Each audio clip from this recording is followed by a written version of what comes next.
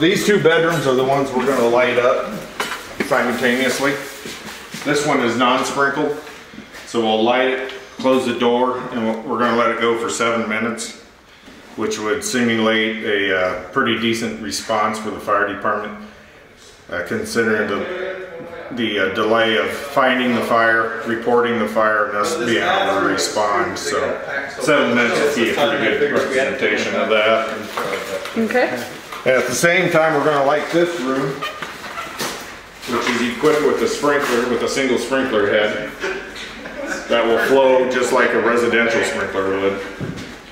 And it should extinguish the fire, or at least keep it in check with very little fire damage after the initial blast of water. So that's the plan. Well, we'll go into the room that was sprinkled first. And a couple things I want to point out in this room is that we had very little burn to the pallets in here. The sprinkler actually activated around the 30 to 40 second mark after we lit it. If you notice the blinds on the windows, that one is completely intact, and this one is just starting to droop. So our heat level was about halfway up, about 4 or 5 feet up, is all the hotter the heat, or all the further the heat came down. On this side, on that side, even the very top slats aren't even drooping, so we had very little heat in here. We had a quick knockdown. I was watching it through the window.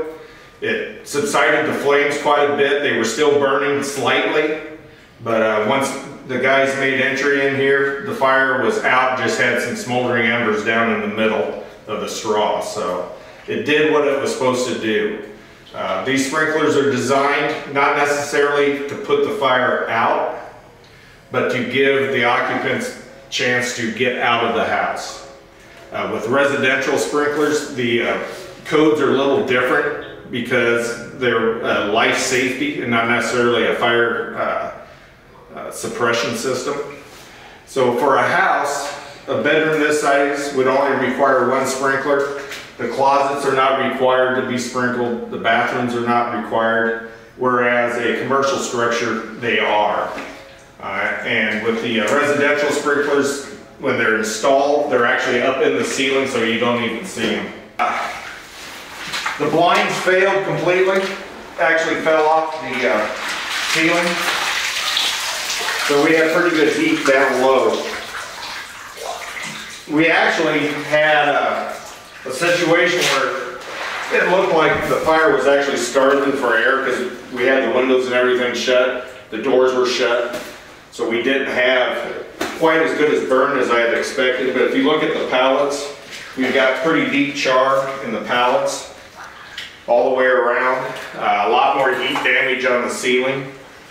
And we actually used quite a bit more water to put this fire out than we did than what the sprinkler put out. So yeah, there's still quite a bit of heat in here. And if you look, you know, there's hardly any smoke damage in the rest of the house. That's because the doors were closed. So that's another good tip for fire safety, is always sleep with your doors closed. And you let both of these burn for exactly 7 minutes? Yep. Matter of fact, that one, they put maybe 3 gallons of water on that one just to put out a couple hot spots. The sprinkler put everything else out. So. Wow. Yeah, I don't know if you can get a picture of the brackets up here, but they are well melted down. Oh, yeah. And the brackets themselves are all melted, so.